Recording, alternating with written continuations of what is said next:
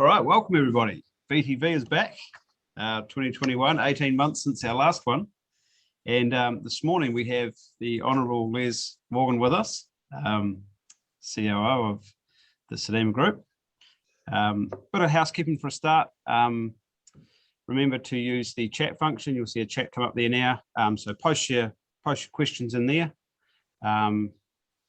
The questions will be answered, if not in this session, maybe in a future session. And on that point, we have these running every Thursday at 11 a.m. For the foreseeable future. We have 8 events lined up at this stage with potentially more to come. So load your questions in. You may have to jump back on a future session to glean the answer to those. But without any further delay, Les, welcome. Thanks, Luke. So the reason we got Les on today is he comes from an interesting perspective. He has, well, obviously COO of a hotel chain, but has properties in the MIQ scene and then properties in the mainstream accommodation. You also have properties in the major centres and then in the provincial towns as well, and then some in development, which events like this probably will throw a bit of a spanner in the works, I imagine. And the topic that we were going to discuss today was basically what's going on and what's your view on the current situation. So how do you see things at the moment, Les? Well, obviously things are pretty tough. You mentioned the MIQ hotels, of course, are full and probably will be for some time. We're contracted for at least another 12 months. And I would think the majority of those hotels will still be in play for some time. It does appear that that MIQ queue has got quite a long tail. Right. So we're preparing ourselves for a long stint there, which brings up its own challenges. You know, many of our staff members have now been at this for, as you mentioned, 18 months. You know, they never signed up for that. Many of the chefs, for instance, are used to doing, creative things, and they're currently making sandwiches. And a lot of our F&B staff are just simply putting things into paper bags and knocking on doors and running. So, we're now turning our attention to what can we do to motivate them and maybe circulate them where possible into some of the other hotels. It's not possible if you're in a place like Rotorua, for instance. We can't put them in temporary stints in other hotels, but sure, we may be able to transfer staff if they're prepared to do that for a longer term, just to freshen them up. Right. From your perspective. So that's one challenge of that longer term MIQ. And the other challenge, of course, is just their wellbeing, the constant concern around keeping yourself safe can wear you down. The non-MIQ hotels obviously are dead in the water at the moment. A lockdown in Auckland affects the whole country from a travel point of view. So it has a severe effect. We've got some long-term guests in a couple of the hotels, so we're open for them. We continue to host them. And there is the odd group travelling for emergency reasons, government people or airline people. So there is some ticking over, but that's tough. And in terms of the ones under construction, that's pushed them back some time probably. When you close something for 2 weeks or 3 weeks, you can't just pick it up and think to yourself you've only lost 2 or 3 weeks. It has a cumulative effect. It could have affect the supply chain. You might have missed your spot in that chain, so it can end up being a month or two delay. So we just have to play that by ear.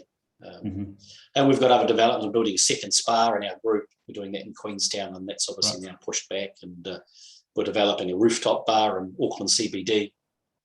We were hoping to have that open in the middle of November. I think now that's probably likely to be February. And we've got a couple of other smaller projects on as well. So it's had an effect obviously on all of that. Yeah, no, definitely. You got your hands full. I mean, outside of COVID, by the sounds of it. So that just adds another mix. You touched on your staff there. How do your staff holding up? I mean, it's a quite a big topic, obviously, and it affects a lot of people at this time. But you're obviously, you've got those staff working in those MIQ properties. What kind of things are you doing to keep your team going and invigorated and mentally well, I suppose? Well, we put a lot of effort into that. We use things like Mentor, and I recommend that to people. Mentor is a wonderful support program for mental well-being, and we do a lot of things. Obviously, we recently announced that we no longer pay a minimum wage or even a living wage. We pay beyond that for entry-level roles. Yeah, and salary and wages makes a big part of your well-being.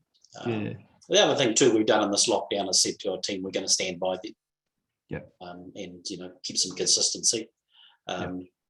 What we are mindful of is that if any company were to go through a restructuring at this point and you lost people for say a second time, I don't think you'd ever get them back. Right. I think that's something that the whole industry has probably just got to be mindful of. If you can hang on to your people, you need to, because they will simply go away to another sector, one that provides stability. So that's probably a big risk factor for us. There are some vacancies. There's some forecasted vacancies. Oh, absolutely. I heard a figure recently that in Auckland alone, this summer, there may be 10,000 tourism and hospitality vacancies.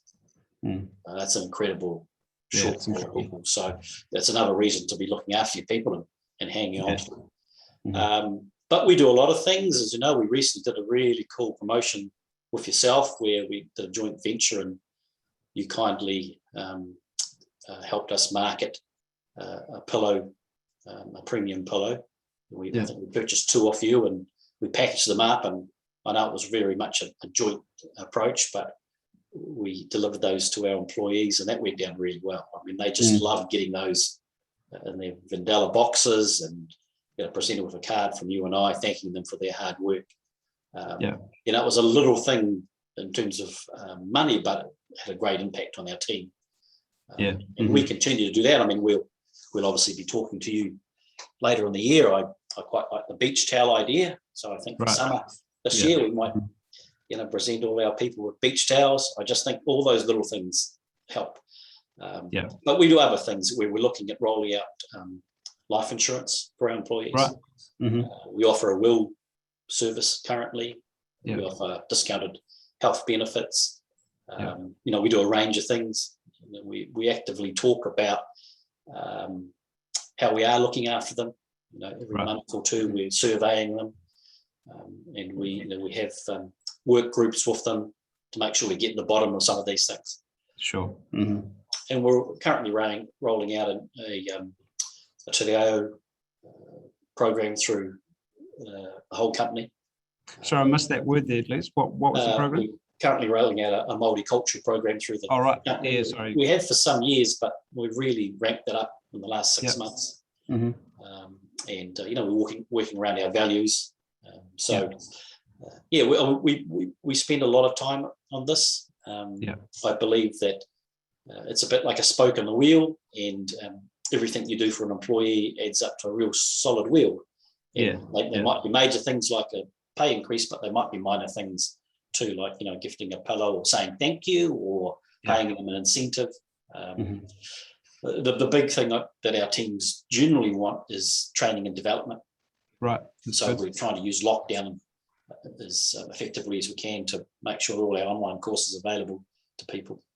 To answer your question, we really take people's well-being seriously.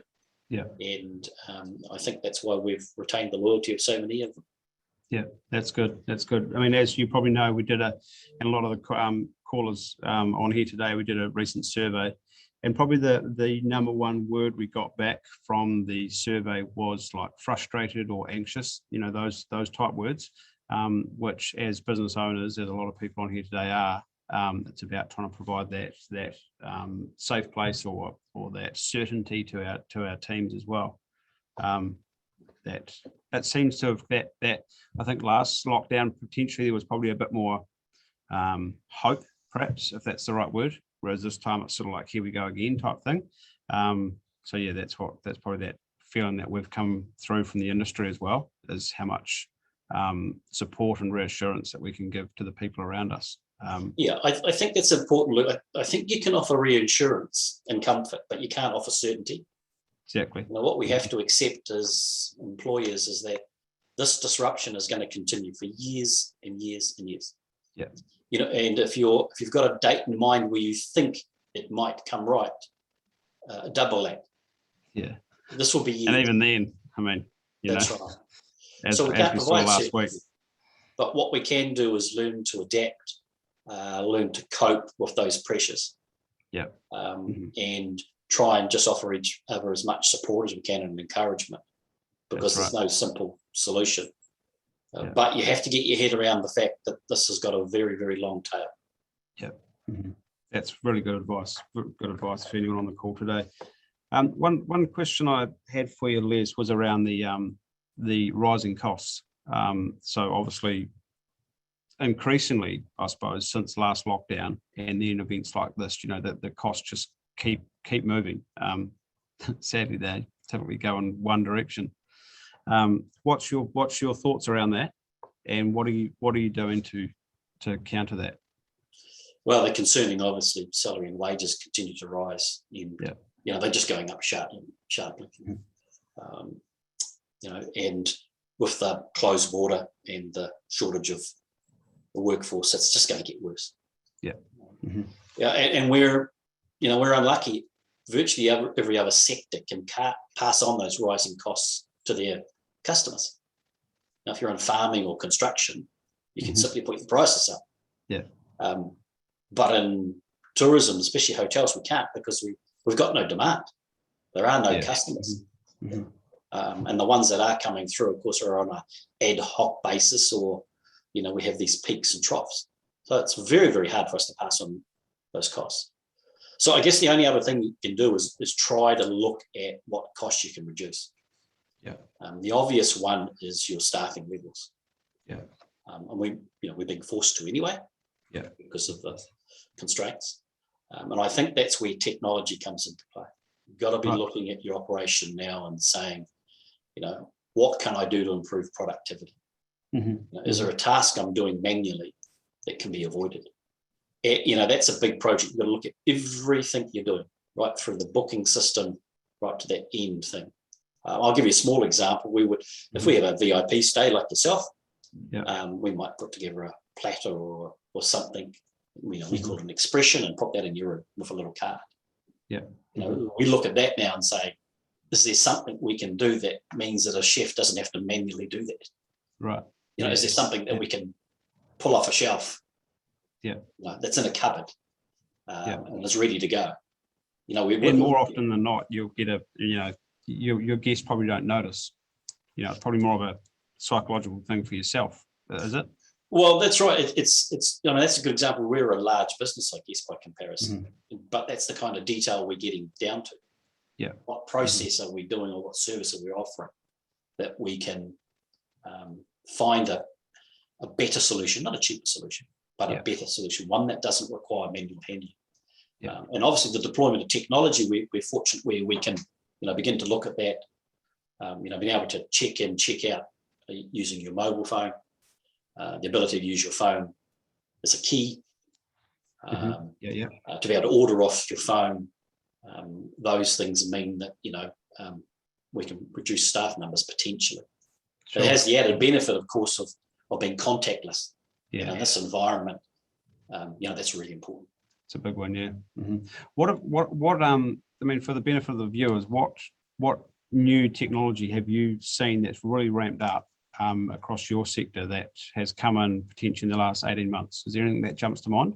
I think the use of check-in kiosks is a big thing. You'll see a lot more of that.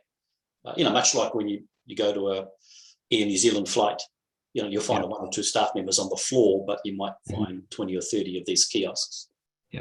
So I think you'll see that more and more. And I think the use of iPads for ordering, again, probably a lot of technology won't be seen. It'll be behind the scenes. But definitely, Sorry, just noticed a chat come through. Debbie there was saying, thanks for your comment, Debbie. She was saying that her concern is that you lose that personal touch when you're using that type of thing. What's your comments around that? How do you combat that? Oh, I think that's a fair comment. Yeah. But I think we have to accept in this environment, that's just the way we're going to have to operate. Yeah. I think the consumer is going to have to make an adjustment themselves. Things just need to change. Yeah. We can't go back to the way we did things. It's just not possible because these variants won't allow us to. No. Yeah, the variants are only getting stronger. Yeah. I mean, as it seems. It's a very good question, but I know pre this lockdown, I'm fortunate enough to travel quite a bit. I stay in hotels all around the country, from 5-star to 3-star, and virtually all of them have made compromises on service. Yeah, and but it's a payoff, isn't it? You get that's right. Compromise on that personal touch, but then maybe the guest actually respects the contactless safeguarding their health rather than that more personal touch. Yeah, and that's the challenge, isn't it? And Debbie's right; it's a concern. The challenge is to try and find a sort of a hybrid solution to that. Yeah, yeah. And what are your learns from the MIQ properties that you're replicating into your other properties? Is there anything there that you can share? Yeah, I think the most obvious one is the mitigation of risks around health. Right. Cleaning public areas regularly, cleaning rooms. It's interesting, in MIQ hotels, we leave people little cleaning packs, right, so that they can clean their own rooms during their stay. Yes. Yeah. That's something that we'll probably roll out to other hotels. Right. It just gives them some comfort that they can. Is that like a hand sanitizer sort of wipes or? Yeah. That's right. So hand sanitizer is now standard through all our hotels, right. As an amenity. But we might leave some cloths and things like that just so people can do it themselves. Just gives them a little bit of comfort. Obviously, we leave masks on their rooms now too as part of our amenity. But the biggest change for hotels has been air conditioning. Right. So all MIQ hotels have to have a thing called negative pressure in the rooms. You would have heard recently of the example where 2 rooms got opened opposite each other. Yeah. And the virus was transferred. That was because there was positive pressure, not negative pressure. So all our hotels now have been converted to make sure that they have negative air conditioning pressure. Right. And you should get some advice around this. One thing we thought we had done really well is we have, maintenance teams like a lot of people.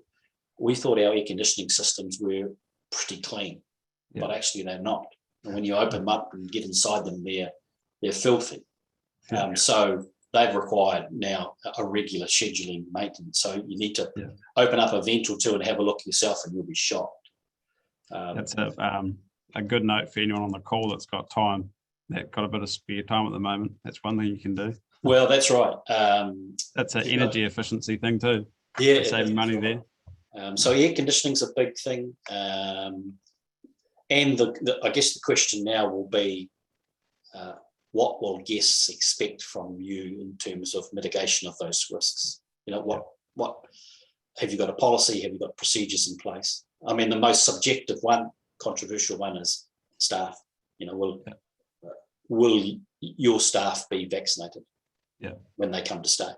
And or will you expect your guests to be vaccinated to stay?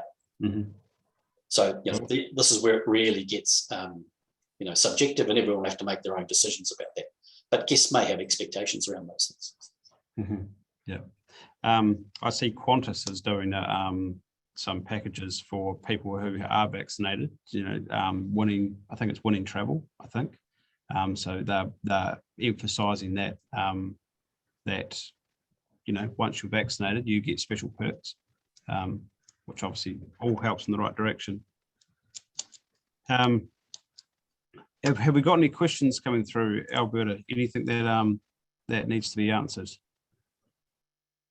Alberta's running the show in the background. A lot about wage subsidies. Obviously, the second week, I think the second week's on wage subsidy starts tomorrow. I think it is. Make sure you're taking care of that. Yeah, look, we're in a position where we won't take the wage subsidy this time around. Yeah. But the wage subsidy is absolutely vital to our industry. You know, we can't survive without it.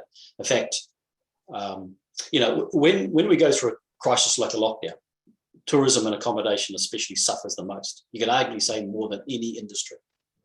And with the way Australia is currently, I can't see that border opening up for some time. Yeah. I think there's a good argument to the government for us to be getting an extended subsidy. You know, for 6 months, for example. Yeah. I think our sector is in danger of perishing if we don't get government support.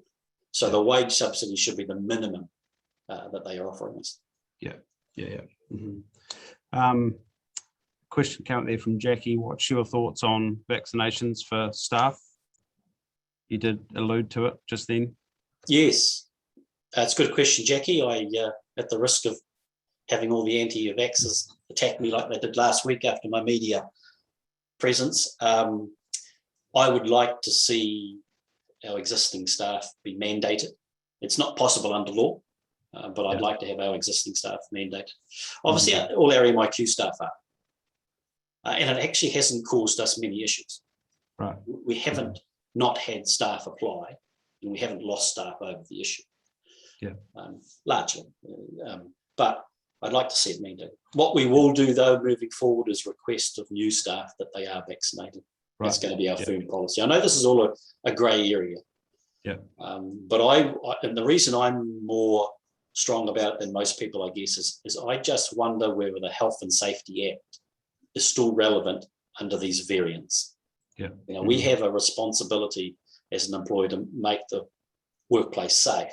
Yeah. If an employee was to fall ill or, God forbid, pass away as a result of them being in a workplace which was unvaccinated, you know, would I be at risk? Yeah, it's true. And I think the law, you know, it's just a concern for me. Yeah. So we'll just have to play it by ear and see how we go. But you know, it makes it easier so the general population takes up the call to vaccinate, obviously. So what's your thoughts then around guests? Well, I think that's a good question because, you know, if I'm in a workplace, do I want my colleagues to be vaccinated? Probably. Do I want my guests to be vaccinated? Probably. Yeah. It's a bit like being a smoker, isn't it? Yeah. You know, I don't want to be in a room with smokers.